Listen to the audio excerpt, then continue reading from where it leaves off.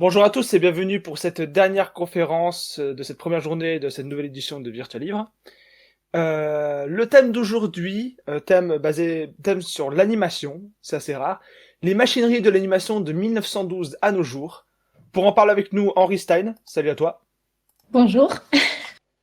Alors, je te laisse le soin de te présenter pour ceux qui ne te connaîtraient pas. Alors, je m'appelle Henri Stein et je suis auteur, illustrateur, cartooniste. Je fais plusieurs choses à côté, donc je fais du craft, je fais du théâtre, un tout petit peu de piano aussi. Voilà, je suis un petit couteau suisse en fait. D'accord. Et du coup, tu es venu t'inscrire sur le conférence de Virtual Livre pour proposer un sujet sur les machineries de l'animation. Tout à Et fait. exact. Et ben, on va commencer par une première question, c'est comment la technologie du début du XXe siècle a permis la naissance de l'animation? Alors, en fait, tout a commencé par deux personnes, Max Fleischer et Dave Fleischer, des studios Fleischer Studio, C'est deux frangins? qui ont, pardon, C'est deux frangins? ouais, deux frangins, Max Fleischer. Alors j'ai pas pu récupérer la date de Dave, mais Max Fleischer qui est né en 1883 à Cracovie. Donc en fait, eux, ce qu'ils font, c'est une invention qui permet de relever image par image des dessins en fait. C'est surtout les contours, des contours des dessins qui sont filmés en temps réel. Et en fait, ils vont appeler ça la rotoscopie. Et ils vont inventer le rotoscope, qui est tout un système en fait pour calquer image par image le dessin. Globalement, leur schéma d'origine, je vous le mets là. Hop. Dans visuel. Alors pour ceux qui écoutent la Dans rediffusion, visuel. ouais.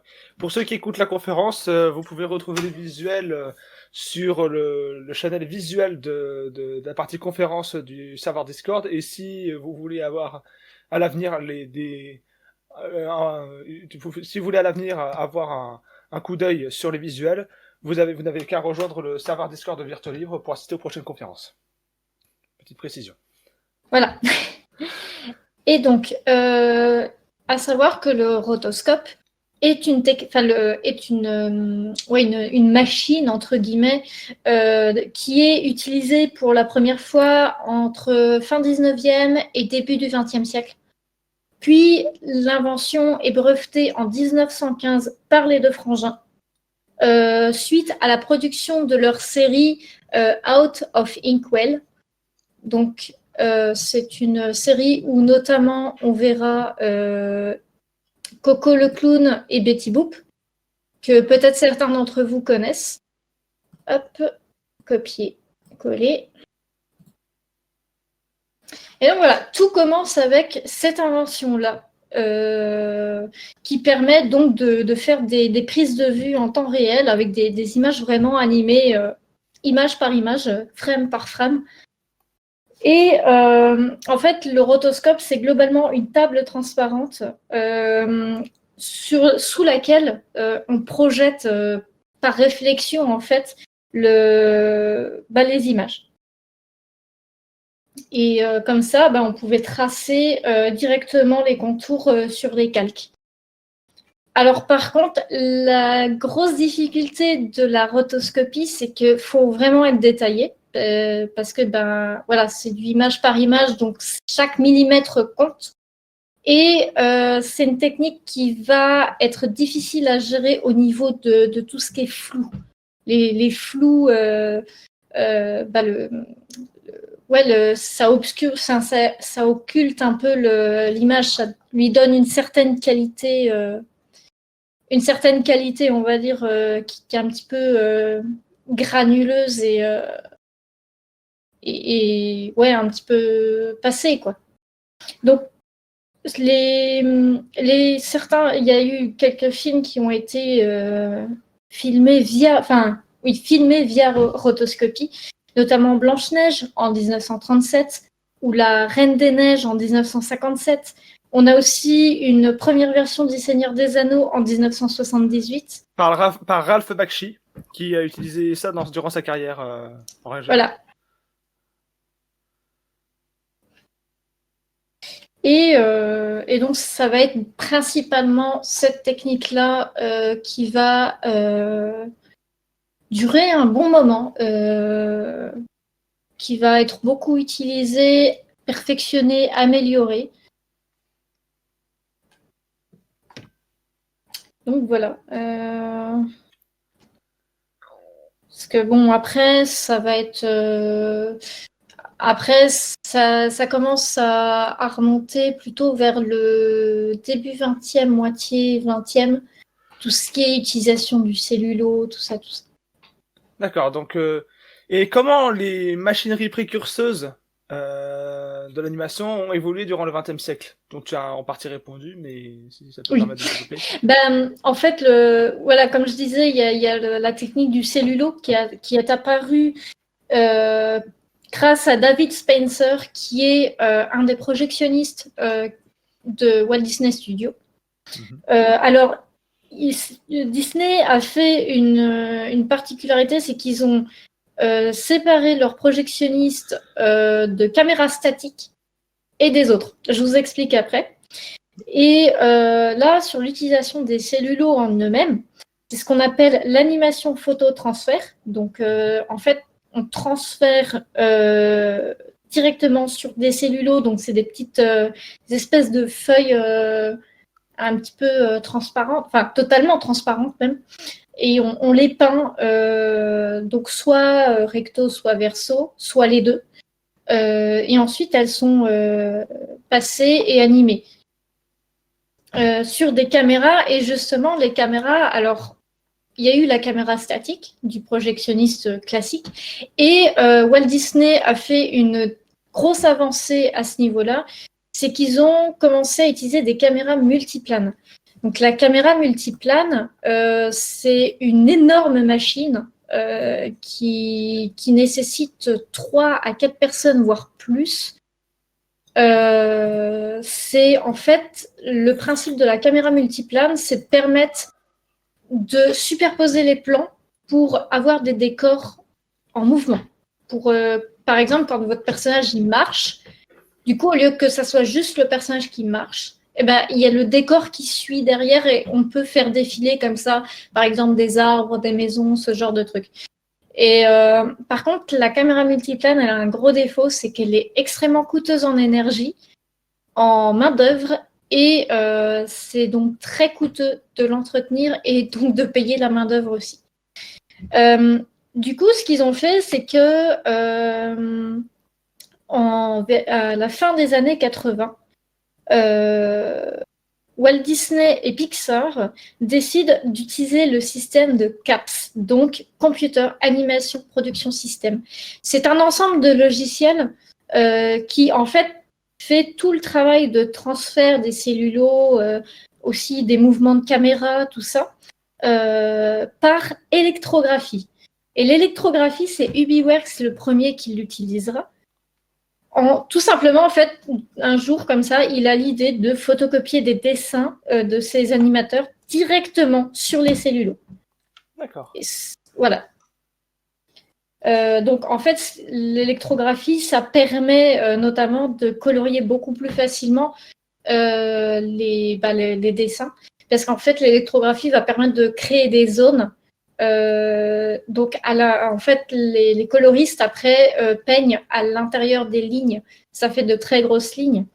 Notamment, on retrouve cette technique dans Les 101 Dalmatiens en 1961. D'accord. Et La Belle et la Bête en 1991. Ok.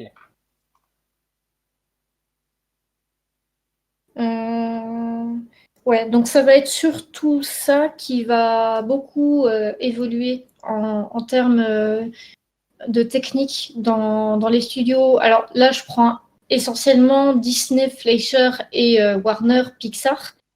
Parce que c'est vraiment eux les piliers en fait de l'animation. Pixar qui arrive un peu plus tardivement, c'est vers les années Oui, 80, me semble-t-il. Pixar qui est, en fait, ils sont arrivés un petit peu après Disney et sont accordés avec Disney.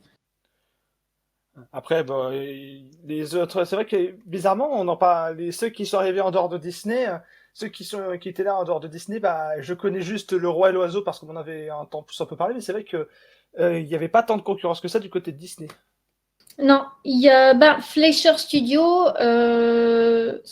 était plus ou moins le concurrent des studios Disney, mais bon, alors, c'est une concurrence qui n'a pas nécessairement été très impactante, on va dire. D'accord. Et comment cette évolution de la technologie s'est maintenue au XXIe siècle? Alors, on pense surtout à l'animation par logiciel d'infographie numérique. C'était pas vers les années 90 que ça avait commencé à apparaître? Il me semble. Alors, j'ai pas le nom du tout premier logiciel. Enfin, en dehors de CAPS, qui était un ensemble de logiciels exclusifs à Disney. Mais en dehors de CAPS, le premier logiciel, on va dire tout public, j'ai un petit peu sauté, on va dire, le passage du dessin à la main au dessin numérique. Par contre, donc il y a eu le CAPS et ensuite il a commencé à avoir vraiment des logiciels un peu tout public entre guillemets. Donc le principe de l'animation numérique, c'est plus ou moins la même chose, sauf que du coup, tous les outils sont numérisés. On retrouve la rotoscopie, l'outil roto qui fait entièrement partie alors je crois que c'est chez Adobe qu'ils utilisent l'outil roto. Enfin, ils ont gardé le nom et ça fait globalement ce que faisait le rotoscope. On a toujours ce système de calques superposés les uns sur les autres. On retrouve facilement en fait tout ce qu'on faisait, mais du coup au lieu que ça soit fait à la main et que ça prenne des heures, des mois, des années, et que ça demande plusieurs dizaines de main d'œuvre, là vous pouvez facilement faire tout seul votre animation via, par exemple, on a Adobe qui est je pense que tout le monde connaît Adobe. On a notamment aussi OpenTones, qui est d'ailleurs un logiciel utilisé par les studios Ghibli. Et d'ailleurs, OpenToons a une très grande force, c'est les squelettes intelligents. C'est-à-dire qu'en fait, au lieu que à la main, vous faites vraiment millimètre par millimètre vos mouvements, le squelette intelligent, c'est juste en fait une sorte de mannequin qui va vous permettre de refaire les mêmes mouvements et ça va être beaucoup plus simple en termes de... ça va faire gagner du temps. On a Ktoon, on a TVPaint, alors, Pixar. Alors, du coup, je ne sais pas si c'est un logiciel tout public, mais Pixar utilise par exemple Renderman pour perfectionner ses animations. On a Blender qui fait de l'animation 3D, on a Anime Studio Pro. Voilà, il y en a plusieurs. L'avantage de Blender, c'est que pour l'avoir expérimenté, c'est que c'est un logiciel gratuit qui est beaucoup utilisé par notamment les IUT pour apprendre l'animation, enfin pour apprendre en tout cas la modélisation 3D. Voilà. Du coup, grâce à cette expansion numérique en termes d'animation, du coup, on va avoir des nouveaux formats comme le bitmap, qui était un des premiers formats. Donc, les morceaux en bitmap sont tout simplement appelés map. On a du coup la célèbre animation vectorielle que on a beaucoup gardé et qu'on garde encore même maintenant.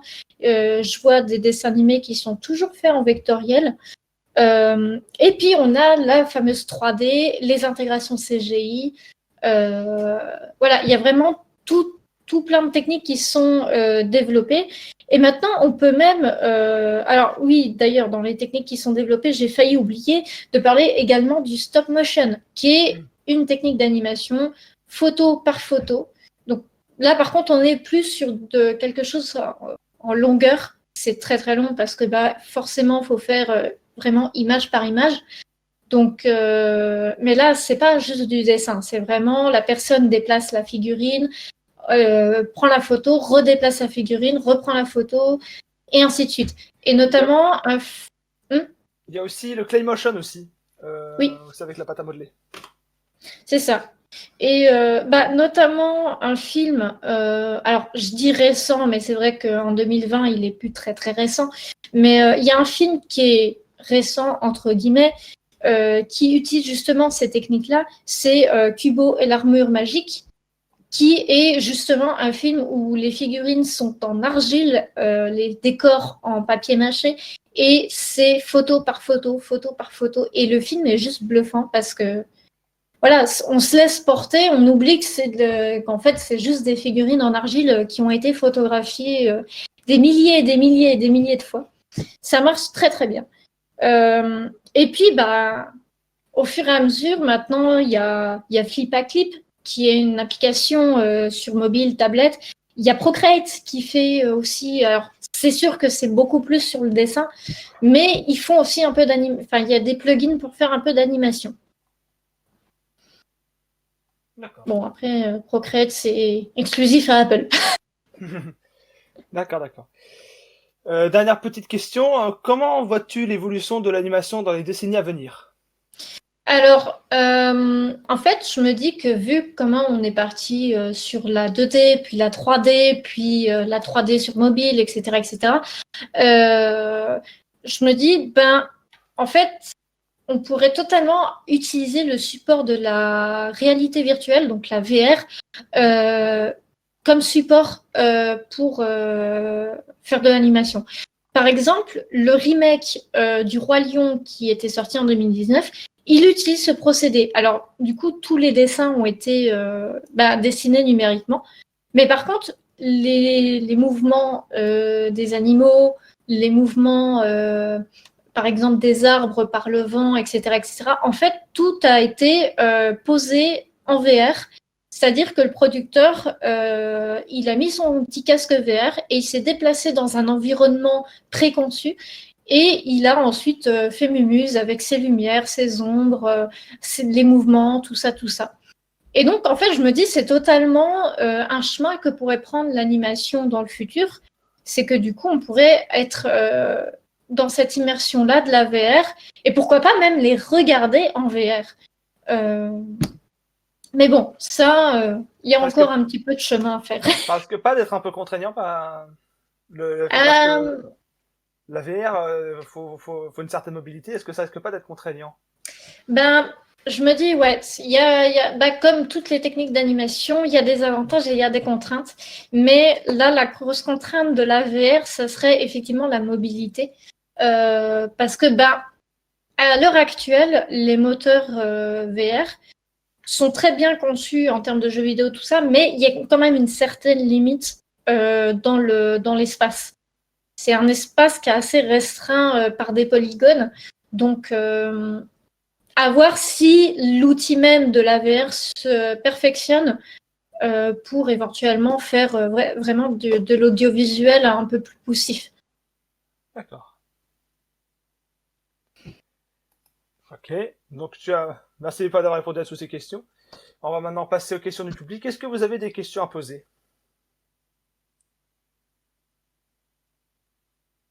Ils sont très studieux. C'est ça.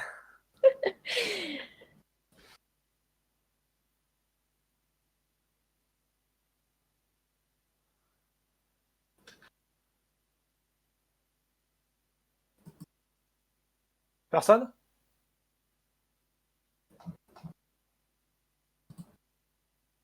Non, nous avons une classe très studieuse apparemment.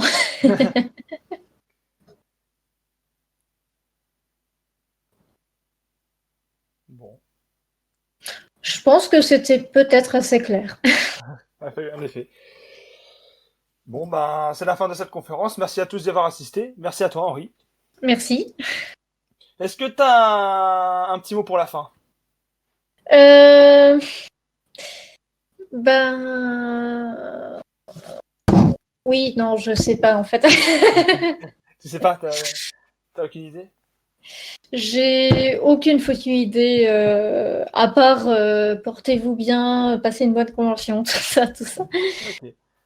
Bah, c'est déjà pas mal. Bah, Ouais, écoutez, merci à tous d'avoir assisté à cette conférence.